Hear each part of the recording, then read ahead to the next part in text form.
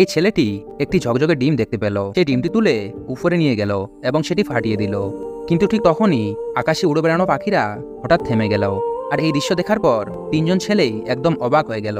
তারা শহরে ফিরে এলো, কিন্তু তারা দেখলো শহরের মানুষ এক জায়গায় স্থির হয়ে রয়েছে, যেন সময় একবারে থেমে গেছে। এমনকি পানিও আর বয়ে যাচ্ছিল না। আকাশে উড়ন্ত বিমান, রাস্তায় চলন্ত গাড়ি, এমনকি চাঁদও থেমে গেছিল। আসলে সেই ঝকঝকে ডিমটি ছিল সময় থামানোর ডিম। এখন তারা শুধু ওই তিনজনই ছিল যে থেমে যাওয়ার সময়ে চলতে পারত। এই ঘটনায় তারা খুবই খুশি ছিল। তারা এক রেস্টুরেন্টে গিয়ে মন ভরে পিজা খেলো, কোল্ড ড্রিঙ্ক পান করলো। এরপরে এক মুদিখানা দোকানে গিয়ে বিনামূল্যে অনেক প্রচুর জিনিস কিনলো। তারপরে তারা স্কুলে যাওয়াও বন্ধ করে দিল। এখন তারা যা খুশি করতে পারত।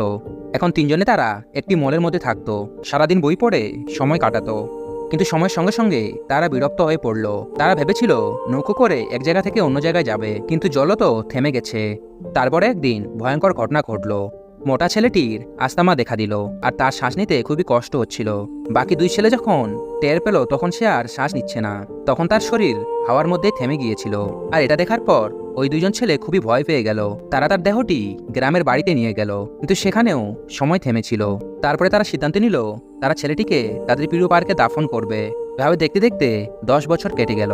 আর এখন তারা বড় হয়ে গেছে, আর এখনো তারা ওই শহরের মধ্যেই ঘুরে বেড়াচ্ছে। আর একদিন তারা দুইজনে খুবই দুঃখী হয়ে পড়ে, কেননা একা একাই তাদেরকে আর ভালো লাগছে না। তারা ভাবলো চলো সেই জায়গায় যাই যে জায়গায় তারা ডিমটি ফাটিয়েছিল, হয়তো সময় আবার চালু হয়ে যাবে। কিন্তু সেখানে গিয়ে কিছুই হলো না। এটা দেখার পর তারা দুজনে পুরোপুরি ভেঙে পড়লো। পার্ট 2 দেখার জন্য ভিডিওটি লাইক করে কমেন্টে অবশ্যই জানাবেন।